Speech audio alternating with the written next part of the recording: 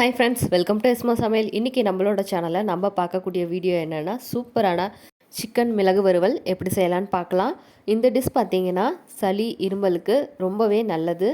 நமக்கு சளி பிடிச்சிருந்தாலோ இருமல் தொடர்ந்து வந்துட்டு இருந்தாலோ இந்த மாதிரி மிளகு போட்டு நாட்டுக்கோழியில் செஞ்சு கொடுத்தீங்கன்னா சளி இருமலுக்கு ரொம்ப நல்லதுன்னு சொல்லுவாங்க. இதை இன்றைக்கி நம்ம நாட்டுக்கோழியில் செய்யாமல் பிராய்லர் கோழியில் தாங்க செஞ்சுருக்கோம். அதை எப்படி செய்யலான்னு பார்க்குறதுக்கு முன்னாடி நம்மளோட சேனலை சப்ஸ்கிரைப் பண்ண அத்தனை நண்பர்களுக்குமே மிகப்பெரிய நன்றிகள். கூடவே சப்ஸ்கிரைப் பண்ணாத நண்பர்கள் ப்ளீஸ் சப்ஸ்கிரைப் பண்ணிக்கோங்க. அப்போ தான் நாங்கள் போடக்கூடிய வீடியோஸ் எல்லாமே உங்களுக்கு உடனுக்குடனே நோட்டிஃபிகேஷன் வரும். வாங்க இன்றைக்கி சிக்கன் மிளகு வறுவல் எப்படி செய்யலான்னு பார்த்துடலாம். அதுக்கு தேவையான பொருட்களையும் பார்த்துடலாம்.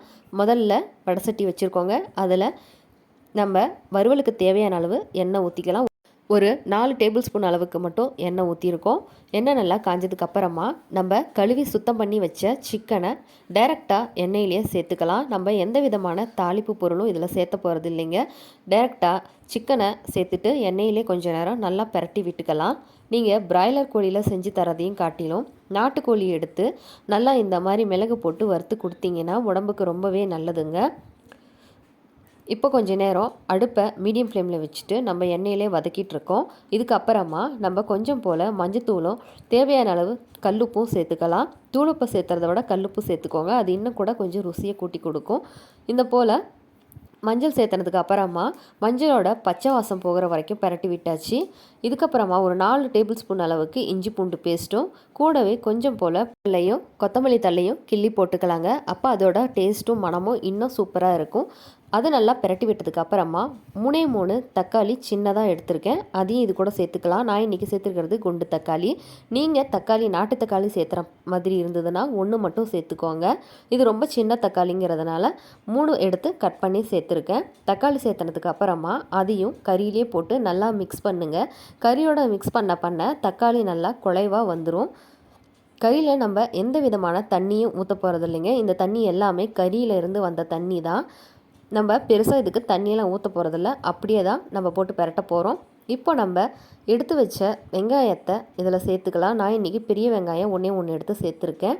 பெரிய வெங்காயத்துக்கு பதிலாக சின்ன வெங்காயம் கூட ஒரு 100 எடுத்து சேர்த்துக்கோங்க, நல்லாயிருக்கும். அதாவது 100ங்கிறது 100 கிராம் அளவுக்கு எடுத்து நல்லா பொடி பொடியாக அரிஞ்சிட்டு இதில் சேர்த்துக்கோங்க. நீங்கள் நாட்டு கோழிக்கறி எடுத்து செஞ்சீங்க அப்படின்னா இதில் கண்டிப்பாக சின்ன வெங்காயம் போட்டு செஞ்சுக்கோங்க. அப்போ தான் ரொம்பவே டேஸ்ட்டாகவும் இருக்கும்.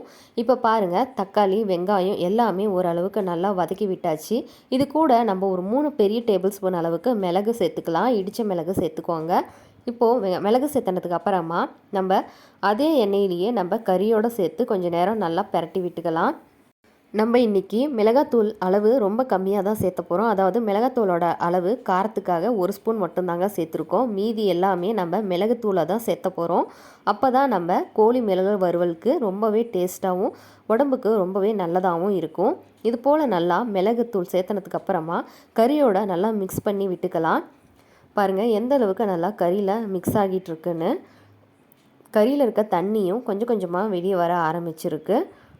இது போல் நல்லா எல்லாத்தையும் ஃபுல்லாக கிளறி விட்டுக்கலாம். இந்த கிரேவி பார்த்திங்கன்னா சாப்பாடு மட்டும் இல்லாமல் இட்லி தோசைக்கெல்லாம் சூப்பராக இருக்கும். சப்பாத்தி பூரி நானுன்னு நீங்கள் இது கூட வச்சு சாப்பிட்டாலுமே ரொம்பவே டேஸ்ட்டாக இருக்கும். மிளகு ஓரளவுக்கு நல்லா வணக்கி விட்டதுக்கப்புறமா 1 ஸ்பூன் மட்டும் மிளகாத்தூள், ஒரு 2.5 ஸ்பூன் மட்டும் மல்லித்தூள் சேர்த்துக்கலாம். ரெண்டையும் சேர்த்துனதுக்கப்புறமா அதே போல் மிளகாத்தூளோட பச்சை வாசம் போகிற வரைக்கும் நல்லா வதக்கி விட்டுக்கலாங்க. இது போல் நம்ம கிரேவி மாதிரி சிக்கனை செஞ்சு நல்ல தோசையில் மொறுமொறுன்னு சுட்டு நெய் ஊற்றி சாப்பிடும்போது கடகடன்னு குழந்தைங்க ரொம்பவே விரும்பி சாப்பிடுவாங்க. அவ்வளோ டேஸ்ட்டாக இருக்கும். ஒரு முறை இந்த மாதிரி செஞ்சு பார்த்தீங்கன்னா இந்த டேஸ்ட்டு நாக்கிலே ஒட்டிக்கும். மறுபடியும் நீங்கள் இதே தான் செஞ்சு தரணும்னு கேட்பாங்க. அந்த அளவுக்கு டேஸ்ட்டாக இருக்கும். இப்போ நம்ம போட்ட மல்லித்தூள் மிளகாத்தூள் 2மே நல்லா வதங்கி வந்தாச்சு. இதுக்கப்புறமா பார்த்தீங்கன்னா நல்லா பபுள்ஸ் வர ஆரம்பிச்சிருச்சு. ஃபைனலாக ஒரே ஒரு பெரிய நெல்லிக்காய் சைஸ் மட்டும் புளியை நல்லா கரைச்சி எடுத்து வச்சுருக்கேங்க. அதையும் இது கூட சேர்த்துக்கலாம். பொதுவாக நம்ம கறி குழம்புல அவ்வளோவா புளி சேர்த்த மாட்டோம். ஆனால் இந்த மாதிரி நீங்கள் செய்யும்போது கொஞ்சம் போல் புளியை கரைச்சி ஊற்றி சேர்த்து செஞ்சு பாருங்கள். அவ்வளோ டேஸ்ட்டாகவும் ருசியாகவும் இருக்கும். சாப்பிடவே ரொம்ப ரொம்ப டேஸ்ட்டாக திரும்ப திரும்ப கேட்டு வாங்கி சாப்பிட்ற அளவுக்கு இருக்கும். புளியோட பச்சை வாசம் போகிற வரைக்கும் மட்டும் நம்ம மூடி போட்டு நல்லா மூடி வச்சுக்கலாம். இதில் புளி தண்ணியை தவிர வேறு எந்த தண்ணியுமே நம்ம சேர்த்துல. அதுக்கே நமக்கு இந்த அளவுக்கு நல்லா தண்ணி இருக்குது பாருங்கள். இந்த தண்ணியிலே நல்லா கறி வெந்து வந்துடும். மேற்கொண்டு நம்ம எந்த தண்ணியும் ஊற்ற தேவையில்ல. இப்போ பார்த்தீங்கன்னா ஒரு 10 நிமிஷம் போல் ஆனதுக்கு பின்னாடி நம்மளோட கறி நல்லா சுண்டி வதங்கி வந்துருச்சு. சூப்பராக வெந்து வந்துருச்சு. பார்க்கவே ரொம்ப ரொம்ப அழகாக இருந்தது. நல்லா எண்ணெய் தெளிஞ்சிட்டு கறியும் நல்லா வெந்துட்டு வாசம் கமகமன்னு சூப்பராக இருந்ததுங்க. இது ஒரு மஸ்ட் ட்ரை ரெசிபின்னு தான் சொல்லுவேன்.